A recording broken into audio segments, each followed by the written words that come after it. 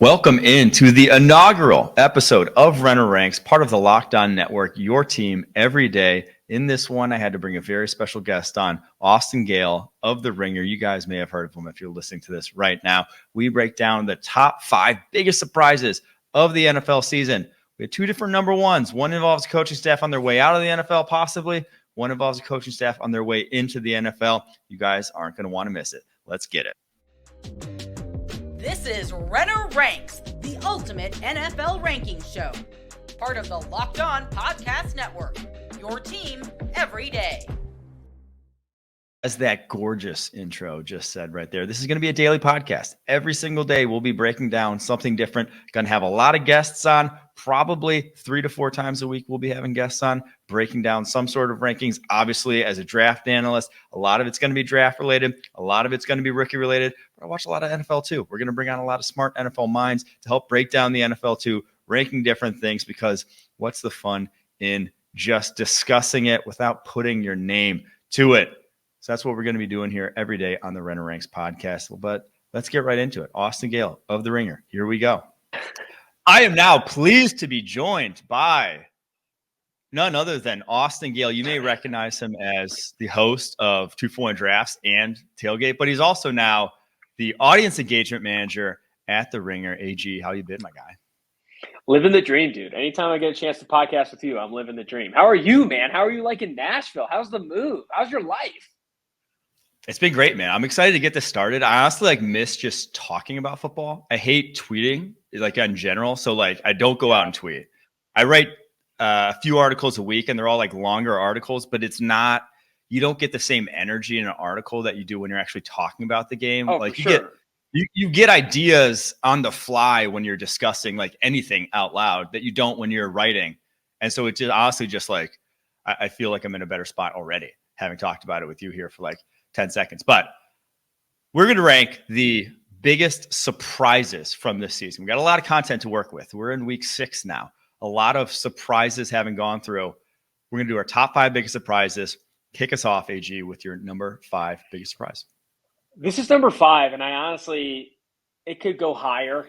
I think I am genuinely surprised that the Arizona Cardinals are not a complete dumpster fire. I had expectations for Jonathan Gannon based off some of the videos we saw, and just expectations, throw Gannon out of it. This roster, after they released Colt McCoy and signed Josh Dobbs, or traded for Josh Dobbs seconds before the season started practically, the fact that this team is playing inspired ball, the fact that this team is in games with legit competitors, even in that Bengals game, you give up 3 touchdowns to Jamar Chase and all that. You're supposed to be losing. This roster sucks. This defense is bad. This offense without Kyler Murray is bad. The fact that they've been competitive in these games, I think, is a huge surprise. And a reason why we're not even talking about the Arizona Cardinals right now is this team that could be handing their top pick to, the Chicago Bears as a number 1 overall, number 2 overall pick anymore. I think this team is going to be feisty enough to win enough games to where their pick will be in the top 5, maybe top 6. And that to me, and now things could change. You saw James Conner now on the injured reserve, they're starting running back. That is worrying a bit, but I think they're playing inspired ball. I think I faded the Cardinals way too hard in the offseason. I was unimpressed with some of the Gannon speeches and unimpressed with the roster at large, unimpressed with the move to go get Josh Dobbs. I think all 3 of those things have been better than I expected.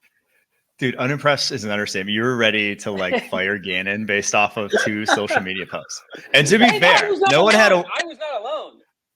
No one had a worse social media offseason than I laughed at the Rondale Moore video, the pew pew pew shots, that video, and the do you have fire in your gut? Did you take the bus? Those are 2 all time. I will laugh at those even if he turns out to be a 3-time Super Bowl winning head coach, because those were I feel like those comments moved fucking markets, bro. Before the season, their win total drops 2.5, which very few teams in the history of the league have ever had preseason win total set at 2.5. And those markets were moving down after those videos were coming out. After specifically that video where he was you got fire in your gut? Do you take the bus here? Or what is this guy talking about? There's no way this team is good. And I don't know. So it's definitely been disproved of that. Disproved that he's finding a way to fire these fuckers up. Now, I feel like some of that is also that much doubt, no matter how bad or how corny or how inauthentic that belt, that much doubt can fire up a team no matter what, right? Especially when you do have some like James Conner is like a vocal locker room leader. Budda Baker is a vocal locker room leader. You have guys on the team. Maybe it's not extremely talented, but you have guys on those teams who are like, fuck these guys. I'm not losing. I'm not losing like this. I'm not losing like this. And I don't know, inspired ball from Arizona. It's been a surprise. I feel like this isn't like a surprise, but like one of the biggest takeaways from the season is just coaching. I feel like it is such a coaching driven league right now with talent parity that like the haves at the coaching position look good. Yeah. The have nots are the ones that turn dumpster fires. All right. My number 5, Bryce Young looking lost, man. Number 1 overall pick. Really? Being uncharacteristically lost. And it's like in ways that he didn't in college is kind of the bigger thing. Like he's been genuinely like flustered, and like obviously he's a rookie. Like I just thought he was a little bit different. I thought he was going to look a little more, and Trevor Lawrence looked flustered his rookie year too. It's not like crazy, but I just thought we wouldn't see kind of the boneheaded mistakes, the ugly fumbles, the bad picks. He's already thrown almost as many picks on intermediate throws. He has 3 already as he did his entire college career. 5 entire college career, 3 already through 4 games as an NFL starter. Like I get that they don't have wide receivers. And their wide receivers are bad. Like truly, like Adam Thielen runs. I mean, Adam Thielen's my age, and he runs like he's my age. He's the same. Him and Randall Cobb are the same age, and they're like literally the exact same birthday. Both of them are like the 2 most washed receivers. Yeah, it is wild that they're still on rosters right now. But BY I'm just surprised at how kind of poor he's looked early on, and it's led to some like terrible takes that like, oh, people want to redo this quarterback class. It's like, well, has no one learned anything from like the 2016 quarterback class where's it? Goff, Wentz, Dak, where like every year there was a different guy at the top. Like we can wait a little to declare who's the best quarterback in this class. But BY's not getting good, man. Straight up not been good. No real sugarcoating it.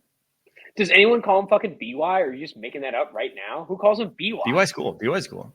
BY's cool. No, it's not. BY's lame. That might be the worst thing that's happened this season. BY? I'd rather have like a B Young. That's terrible. BY? Anyway, I'm not that surprised. And I was high on Bryce Young. However, I like Anthony Richardson over Bryce Young as a prospect. And I think, yes, there have been some uncharacteristic flaws compared to, or like weaknesses or just negatives that you've seen in his NFL game that maybe you didn't see in his college game. But I think a lot of the flaws, too, are stuff that people were worried about, right? He does look small. He does look like the arm talent isn't big enough to be like better than to be as good as he needs to be to make up for the lack of margin of error that he has. And I also did not overestimate the supporting cast. When they traded away DJ Moore and you look at this offensive line, it's like, man, this is going to be rough. This is going to be a very rough supporting cast for Bryce Young right out of the gate. I predicted prior to the season that this Carolina Panthers team was going to struggle even if you got good Bryce Young. And I think there have been flashes of good Bryce Young, but the wide receivers and the offensive line is not good. I've never been excited by Miles Sanders as a starting back. I worry that the supporting cast is going to hinder how much you can evaluate Bryce Young. And that's why it's been so publicly reported that they want a number 1 receiver, right? Like every freaking reporter in the books, even the aggregators are getting that information from Panthers, brass, saying like, we want to go trade for a receiver. We're willing to spend draft cap to go get a receiver. And it's not so much that they can be competitive this year. It's very difficult to evaluate Bryce Young when no one's getting freaking open. And the guy that is getting open is slower than hell, right? Like he's a guy that is not going to be able to create explosive for this offense. Did you see, I'm sure you did, the Frank Reich comments about the owner though? That is scary. It's week 5. You cannot be saying I'm already having, I think he said, I wouldn't call them nice meetings. I wouldn't call them fun meetings with the owner about. And then he's like, but they're good. Yeah, that's ridiculous. Frank. Someone needs to be like, Frank. That's where this guy's got to be like, Frank. The guy in the front. You got to have someone in your board like, cut it. That is worrisome. And like, he's only speaking honestly. And I feel like it's not even that he's, I think, doing anything with intent to like talk about ownership and how they're affecting things. It's more about like, he got a little too honest. He got a little too transparent in week 5 in a press conference and things were a little bit rough. I do think, though, you've seen from the owner, and like we've seen comments. I remember when you and I were at the Combine, you hear comments about how the owner, it's Tepper, right? Dave Tepper, the owner in Carolina. Yeah. Tepper is someone who said, I don't want to lose anymore. Go get me a quarterback. That's why they were the team everyone was predicting was going to go trade up for one. And it's also why he threw the fucking kitchen sink at bringing in coaches this offseason with Evero, with Frank Reich, with the supporting staff that they have. Like, they brought in so much talent on the sideline, and they gave Frank Reich and this new coaching staff the run of the litter. It's like, go get your guy. Now, there are some rumors that Tepper maybe liked Bryce Young over some of these other guys because they had a dinner, and that's when things swing. The biggest thing you know about betting odds for draft is wait until the owner has dinner with the kid. Wait until the owner has dinner, because as soon as that dinner happens, I don't need more than any fucking, and it's not for any reasons we can't completely understand at face value. The guy who owns the business says he likes this decision more. You know how much easier it is to say, you know what, I agree. Let's do it, especially if the margins are tight, right? Like, say Frank Reich did like CJ Stroud more than Bryce Young. But if the owner of the business, let's call it the team, the owner of the business, the guy who signed your check, is like, I kind of like this guy more. You know how much easier it is to not go against the grain there and just be like, yeah, you know what? Let's push for price. That to me, and now you have the owner probably like, why isn't this working? We need to get a receiver. And that's why all this stuff is coming out. Like, don't panic. Don't tell anybody we're panicking, but they're fucking panicking in Carolina. Especially when it's like, hey, this is your very first, this is our first draft together. This isn't like we have an inbuilt relationship where you can talk back and not talk back, but like you can feel like you're on equal footing. You know, when you step into a building, you kind of got to make nice. And, well, they made nice and they made their bed and now they're lying in it. We'll get back to a little bit more of Austin Gayle here in a second. But first, today's episode is brought to you by PrizePicks. PrizePicks is the largest independently owned DFS platform in North America. The easiest and most exciting way to play DFS is just you against the numbers. Instead of battling thousands of other players, instead of going against pros, instead of going against sharks, it's just you against the numbers. You pick more or less than on 2 to 6 player stat projections and watch the winnings roll in. It's really easy to play. You can make your picks, submit it in less than 60 seconds. You can also use Apple Pay to deposit into your football account. I know I've been having some success betting any 49ers mores. I know Brock Purdy has been going over freaking every single week. It has been lucrative, but there's always seemingly one that I don't hit on. And that's always, because I rack them up. I start going 4, and then I see one I like. I go 5, 6. Starts to get rough. Need to keep it tighter. Keep it tighter in the future. I'll start winning more. Go to prizepicks.com/LockedOnNFL and use the code LockedOnNFL for a first deposit match up to $100. That's code LockedOnNFL at prizepicks.com/LockedOnNFL. Now back to me and Austin Gayle. So, all right, what's your number 4? Number 4, I'm going to go Puka Nacua. I mean, that's got to be a surprise. That's got to be a surprise. Puka Nacua, and maybe that's too low at 4. Like, you could have – Puka Nacua's dad didn't think he'd be this good. Puka Nacua himself didn't. Like, you can't find – there's no – he's like, yeah, Puka Nacua's dad was probably like, dude, I see him as like a third rounder. And I think he could be like a legit number 3 for a competitive team.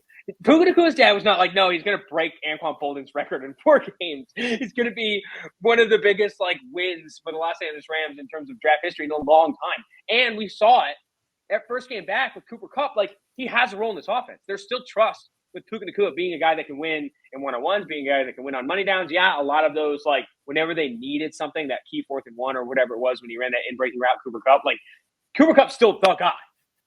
But Nacua is not fading into nothing. I think if anyone's fading in terms of their prioritization in the target share is Tutu Atwell for all the right reasons, right? I think Tutu Atwell was never supposed to be a guy that was getting 8 to 10 targets a game.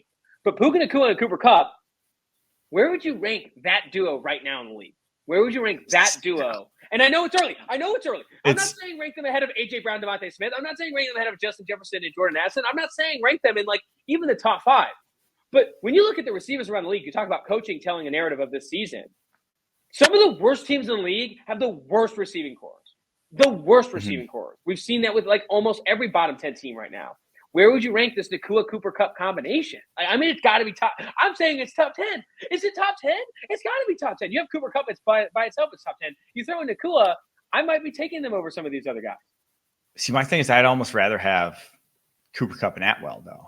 Like, you can't have 2 receivers. Like, if that's your 1-2, that's just, it's too slow. Like, you're too slow. You need to tweet that. You don't have a vertical threat. I'm just saying, like, I have Nacua at number 3 here on my list. So we're going to go over this for a little bit. To me, he's Mohamed Sanu. That's who he is. Okay.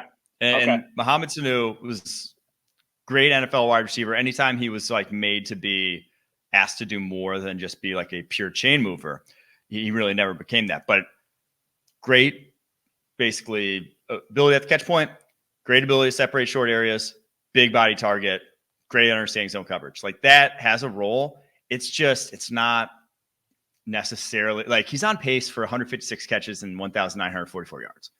It's not that. It falls somewhere in between Mohamed Sanu, who never went for 1,000 yards, and that. Like he's a nice piece. Ideally, like though, what I'm saying with why I'm saying I'd rather have like Tutu Atwell. Ideally, like that's your number 3. That's your guy that you're not asking to, catch as many fucking balls as he did the first 2 weeks of the season. Like when they didn't have Cooper Kupp, because Cooper Kupp's still like a lot shiftier, a lot more talent, gifted athletically. Like Nacua is still limited. And you see it when like they do see man coverage and he does have to go one-on-one. It's not nearly like there are probably in the neighborhood of 50 to 75 guys I'm taking over him in that kind of scenario in the NFL right now. Like he still is a limited dude. But for what Matt Stafford does, which is just fucking throw fucking seeds over the middle of the field at will, he's very good for that offense. He's also, it can't be overstated how much Matthew Stafford, when he has trust in a guy, he's going to feed him. It's why some of the biggest receiving seasons of all time have come with Matthew Stafford at the quarterback position. I also feel that I have 2 takes. The first one is I've liked him from a production standpoint in his role in an offense to Anquan Boldin. And in Anquan Boldin's career best season, from a receptions and yardage standpoint, he got 102 passes for 1,400 yards and 7 TDs. I think that is Puka Nacua's peak. Like that's what he can be to an offense. I think he can legitimately be an 80 to 100 receptions type of player that is in the 12 to 1,400 yard range. And how many touchdowns is obviously very volatile, but someone that they can go to on some of these money downs. You saw that in that game against San Francisco. The other take I have, which I think is an underrated one. He's obviously on the Breakfast Club now. I don't know if you read that piece from Jordan Rodriguez of The Athletic, where he's sitting with Cooper Kupp and McVay, and they're the Breakfast Club of watching film and being a good guy. There's something to him being just a good dude. The other piece of it, it was the first time I saw him with his helmet off after this game. He's a hot guy. Like if you are an attractive player, I didn't factor that in. You have to factor in how good looking the kid is. I think that's a factor. That's why you're invited to the Breakfast Club. That's why you're getting some of this Cooper love. There's books being written. There's been books being written about how attractiveness leads to success. And I think he's getting some of that, right? If he's like an uglier guy, as ugly as I am, I don't know if we see this kind of season for Puka Nacua. I honestly think there's a factor in how good looking he is. The hair is immaculate. The hair is absolutely immaculate. I mean, Kupp, though, in the same buildings, if we're talking about attractiveness, he's not a well, that's the difference, right? That's he ain't tearing up LA, let's just say. He has a transcendent talent, though, right? Talent. There's a talent piece to this too. I don't know. All right, my number 4. We're going to the opposite side. I'm skewing negative here on a lot of these, sadly. But Chicago Bears turning into a dumpster fire, just because we're like almost past it now, past the worst.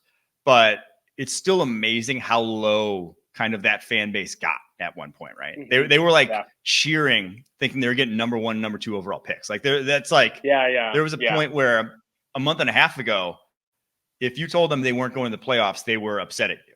They had a better quarterback than Trevor Lawrence. I mean, Justin Fields was ranked ahead of Trevor Lawrence in the top 100 on NFL, the NFL 100 last year.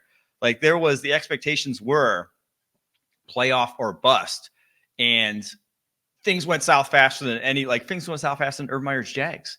Your DC got fired with no one knowing his house got raided by the FBI, and we still don't know what's going on with that. Alan Williams, No.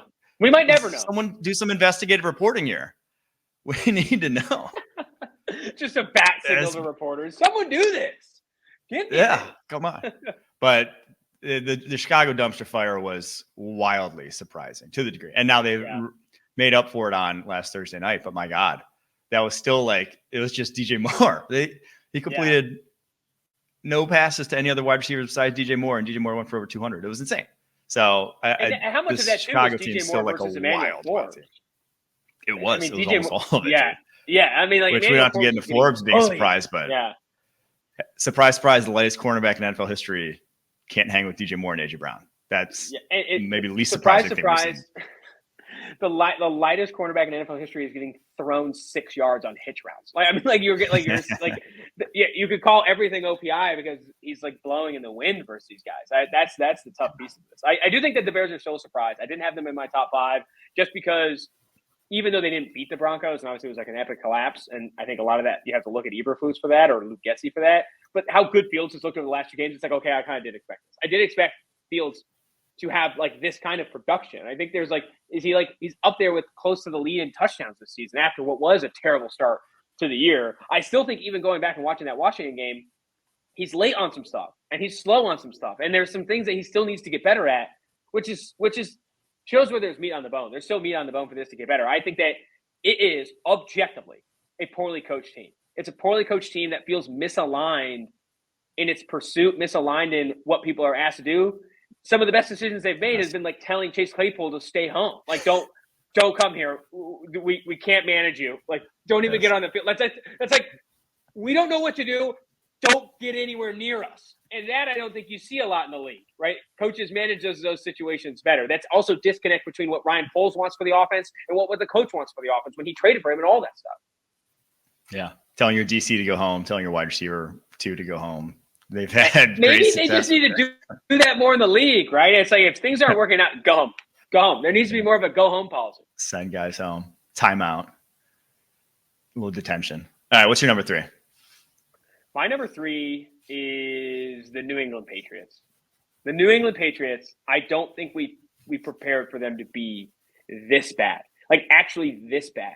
Mac Jones's dropback efficiency, that's according to EPA per play, is 3 times worse than it was last year in weeks 1 through 5. And that was with Matt Patricia and all the jokes about Matt Patricia.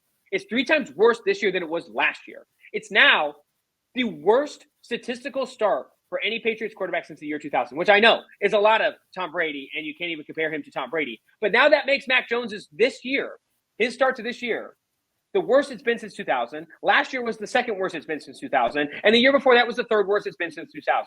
He has been awful for the New England Patriots. No matter who the OC is, no matter who the supporting cast is, he has not performed at expectation. This offense now is more than 2.5 times worse than the second worst offense for the New England Patriots this millennium. The Patriots offense has been so bad that not even Matt Patricia could have done it. Not even Matt Patricia could have done it. I'll also give you this stat. Bill O'Brien, in his, I think, 12 years being an offensive play caller or head coach, has never had a top, no, not 12. 1, 2, 3, 4, 5, 6, 7, 8. His 8 years, he's never had a top 12 offense in efficiency. Never had a top 12 offense in success rate. And yet we continue to give him, this is on, and this is where the conversation goes. It's not on Mac Jones. It's not on Bill O'Brien. It's not on Matt Patricia. It's on the three different Belichicks on this fucking team. There's Bill Belichick, Steve Belichick, and Brian Belichick. How many Belichicks does it take? This team is so hamstrung to Belichick right now that it's legitimately putting out one of the worst seasons we've ever seen from the franchise with no light at the end of the tunnel outside of what could be an embarrassing end to what will be a first ballot Hall of Fame, one of the best coaches of all time, an embarrassing end to his New England tenure. This is not going to end pretty.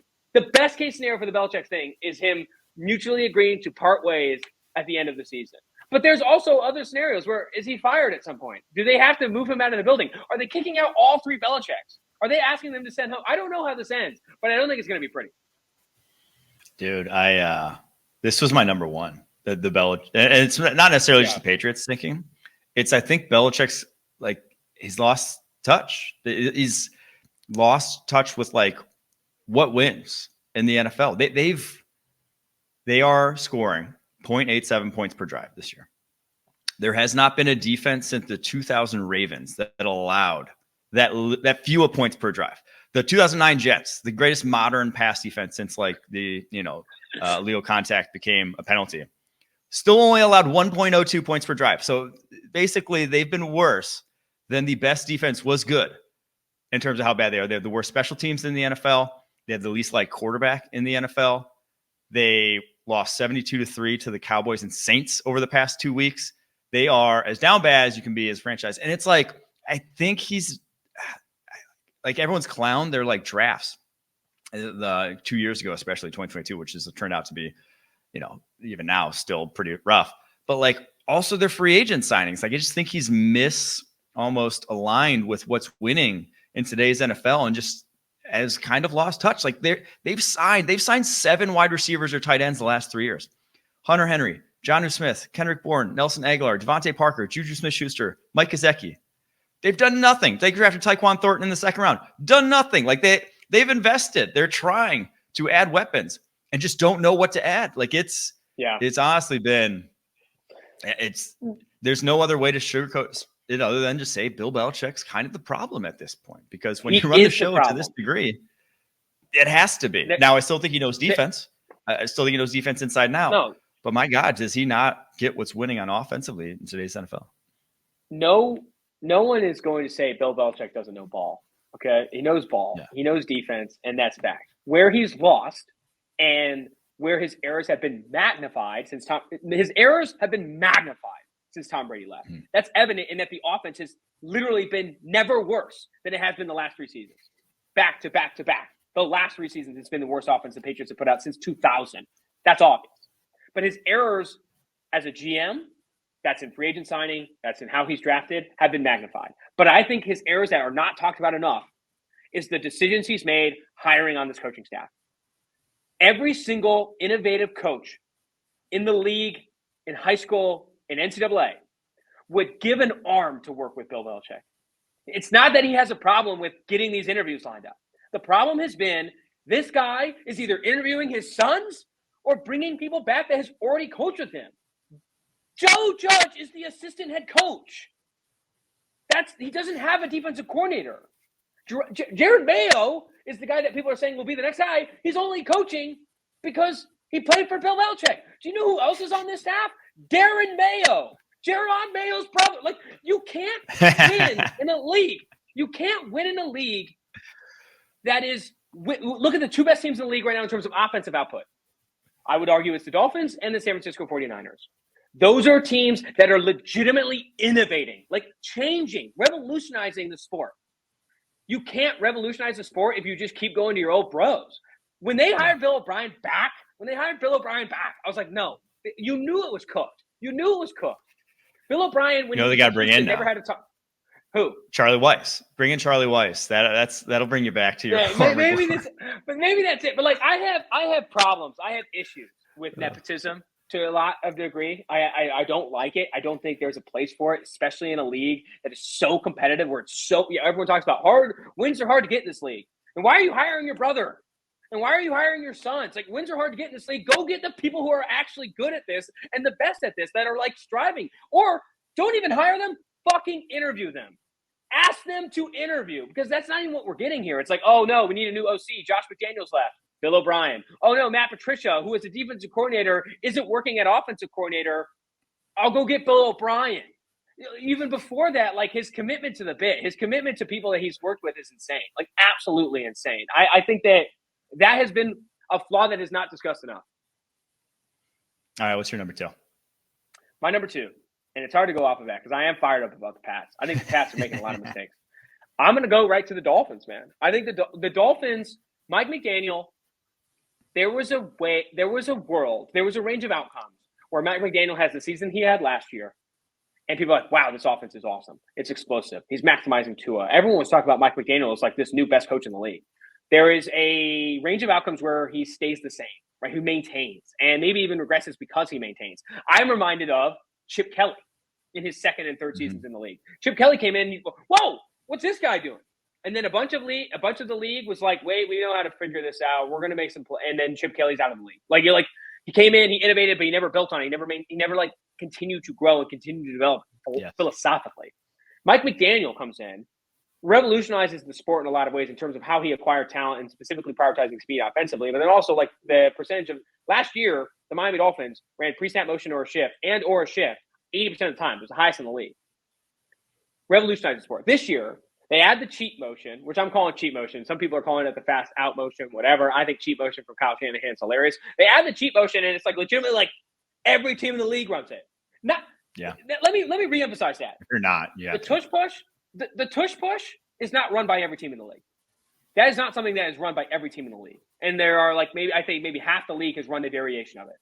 every single team in the league is running that out motion now. They're like, oh, that's good. We're taking that. We're definitely taking that. And now teams are like legitimately factoring in their offense. The other piece of this is I think the run game has gotten more creative and how they've been able to actually create explosives running the football with Raheem Mostert, with obviously Devon Achane, who's now hurt, but whatever. I still think they're going to. I don't know. He's changed it too much. I think that how much he's improved is honestly super, super impressive. And I think the Miami Dolphins, I knew they were going to be a good team. I think people were predicting them as like a surprise playoff or Super Bowl contender. And like if Tua can stay healthy, blah, blah, blah. What was not talked about enough, it was like, holy shit, what if Mike McDaniel goes back in the lab and does it again? What if he does it again and people start copying him again? I think you really have to tip your cap to McDaniel for not being complacent. This guy was in the stands with fans calling plays in the game. Like, I mean, come on. You can't. That's next level. He scored 70. He scored 70. He's doing stuff that no one else is doing. Wasn't that not actually him? That was like no, it wasn't. It wasn't actually him. It wasn't actually him. Yeah. I don't want to say I'm not that surprised by it because there have been guys, flash in the pants sort of guys, come up and then don't innovate. But honestly, just like from hearing him talk and like seeing what all they did last year to like build on, like legitimately do things that were different coming from Kyle Shanahan and then doing more and different stuff than even Shanahan does. Like I was like, oh, okay, he kind of understands what wins, how to create offense. So I'm not so surprised that he's now, again, out front of the rest of the league. We'll get back to the top spots here in a second. But first, everyone should be empowered to care for themselves and their loved ones during the unexpected. That's why Jase Medical offers the Jase case. The Jase case provides 5 life-saving antibiotics for emergency use and gives you peace of mind so that you're not just hoping that you have access to medication in an emergency. Jase Medical makes sure you have the medication on hand. Jase Medical is simple. They handle everything from the online evaluation to licensed pharmacy medication delivery and ongoing consultation and care. Don't get caught unprepared. Get $20 off on these life-saving antibiotics today from Jase Medical by using my code LOCKEDON at checkout on jasemedical.com. That's JASE medical.com, code LOCKEDON. As the son of a doctor, brother of a doctor, brother-in-law of a doctor, I do know how much it sucks to be caught with the pants down for medical care. So go to jasemedical.com today. My number 2, and honestly, this is kind of number 1 because it's not a big thing, but this is actually insane. The fact that Aaron Rodgers tore his Achilles on the very first drive of the New York Jets season. Yeah. 4 plays in. Actually, it was unbelievable. Yeah. Truly unbelievable. When, like, that's a great take. Goes from running out of the tunnel with the flag on 9/11. Oh, like, man. As if you're a Jets fan in that moment, you've never been happier. You haven't seen a Super Bowl since what? Super Bowl II. You've never been. You probably not in your lifetime. On September 11th. On September 11th. On September 11th. Like, on Monday Night Football. On Monday Night Football. You are as high as you've ever been. And then he tears his Achilles. And like, that's like Robert Saleh doesn't sleep that night. You probably don't sleep that night. It was unbelievable. Truly unbelievable. Like even me, I was like, holy wow. Like I thought, he is up there because obviously I'm thinking about the Packers and they're possibly getting the Jets first rounder. Like maybe he does get hurt, whatnot, but like that's the worst. That's since 2008 Brady first game of the season, Kansas City Chiefs tearing his ACL. Like no, there hasn't been a quarterback that happened to since where like a team just had such high expectations, gets dashed right out the gate. Now, Rodgers saying he's listening to dolphin noises, dolphins having sex, and still talking about the vaccine. Not surprising. But the Achilles, incredibly surprising. That should have been my number 1. It wasn't on my list, but that's number 1. I mean, that was the story of the NFL for like a good week after week 1. After everyone could react to a ton of things, everyone could react to anything. That was the story of week 1, where 4 plays in, Aaron Rodgers tears Achilles. People were like, do they trade for somebody? Is it Kurt? It literally threw the entire NFL into a loop. And when you look at the state of the AFC right now, Bengals slow start, Chiefs, I feel like are still figuring their way out. It's the worst Mahomes. Mm-hmm. This is a fair take. This is the worst September we've seen from Mahomes. It has to be since he was riding the vine. It's fine. It has to be the Chiefs offense in general in terms of how they're exploding, or not how they're exploding. What? The Chiefs offense in terms of their output is the worst September we've seen. Yeah. There's a lot of Jets fans. There's a lot of New York who's like, man, if Aaron Rodgers was healthy, we'd be at the top. We'd really be competing. We'd really be competing. I think it's sad. It's sad. It really is sad. Honestly, if you were ranking top 5 sad, it might be 1, 2, and 3, and 4 and 5. That is the saddest. That sucks. That literally sucks. I remember saying that.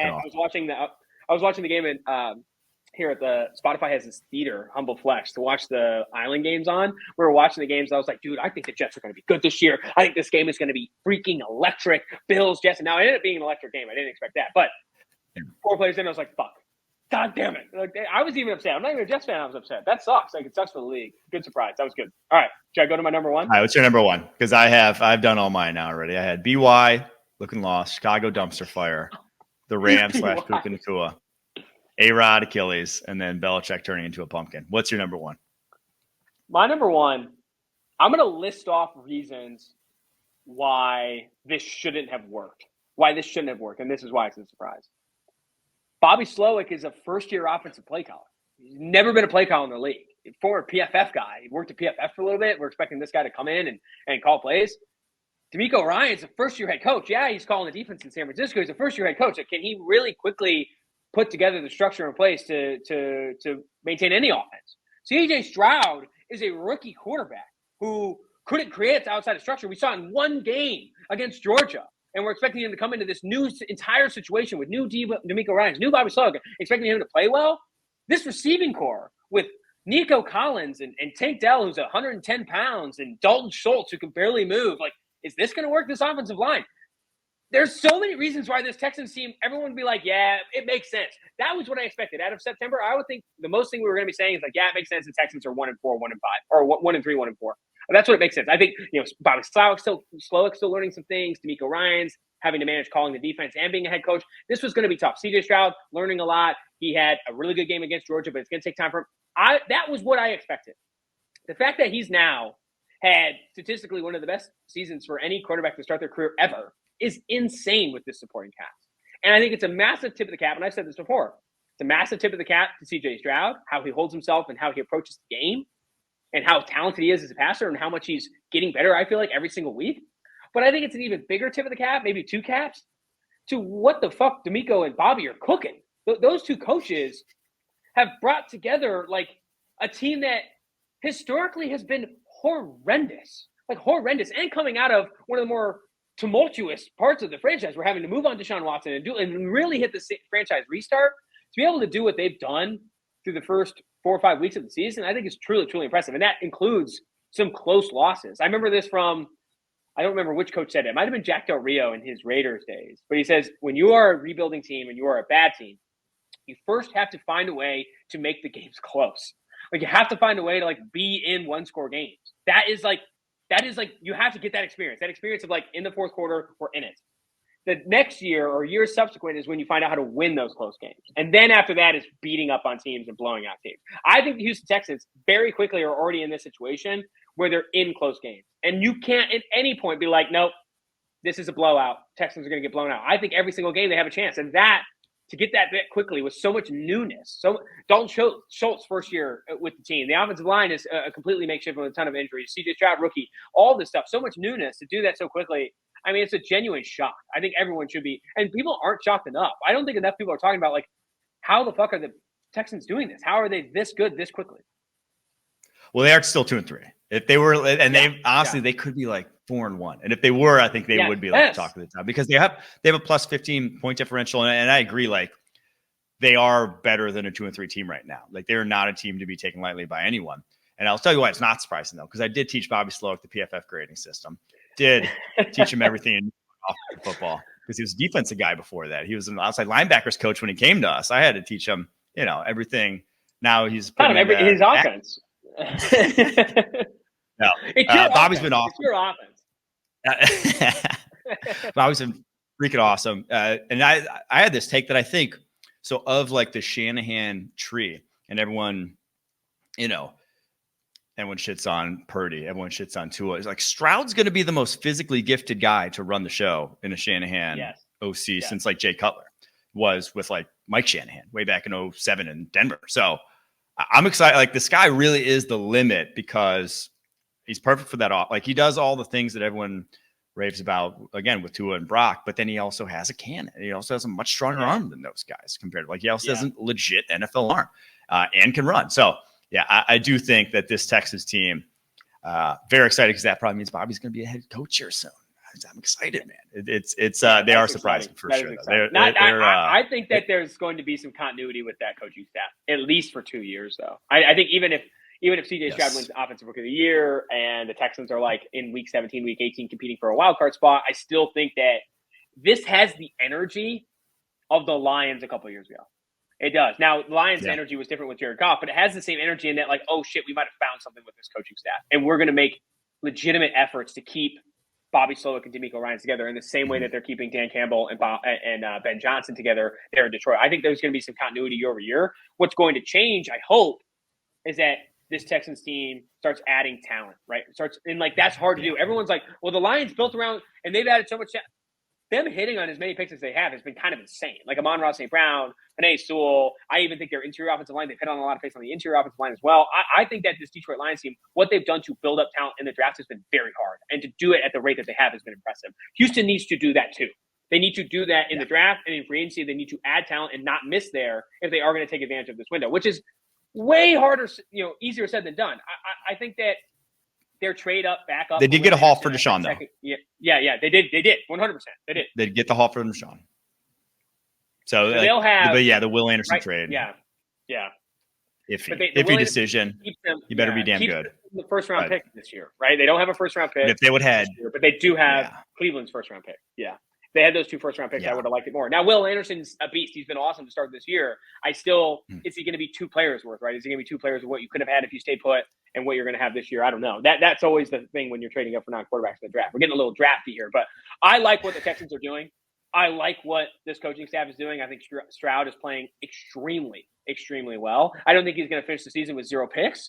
There's going to be some picks in this at all, but I do think that the Texans have been truly impressive.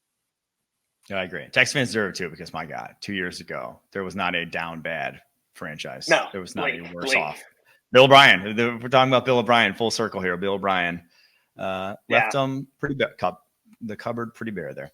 All right, brother. Yeah. Well, it was great catching up with you. We'll do it most Wednesdays here, or most Thursdays, I guess. Technically, this is going to drop on Thursday. I'm for it. That sounds awesome. I'm excited. I think that what I also want to get on the books is we got to get you back to LA, or I got to come out to Nashville or something. I got to see you. We'll do an in-person one here sometime shortly. That sounds amazing. I did. All right. There you have it. The inaugural episode of Renner Ranks. It went a little long. It's going to be tighter in the future. We're shooting for 20 to 30-minute episodes. Austin Gayle, though, that man can freaking talk. So I'll give you guys more ways to interact with the show as we go forward. I know we're going to be having some mailbag question days. I know we're going to be having you guys suggest rankings you want to hear, guests you want to hear, but I'll have more news on exactly how to interact with the show next week as we go forward. Tomorrow, Friday episode, special guest, another former podcast of mine, Trevor Sikkema, comes on to rank this 2024 wide receiver class. I know we're going to have a little different rankings. I'm very excited to see what his top 5 is, but there you have it. The Renner Ranks podcast, part of the Locked On Network, your team every day.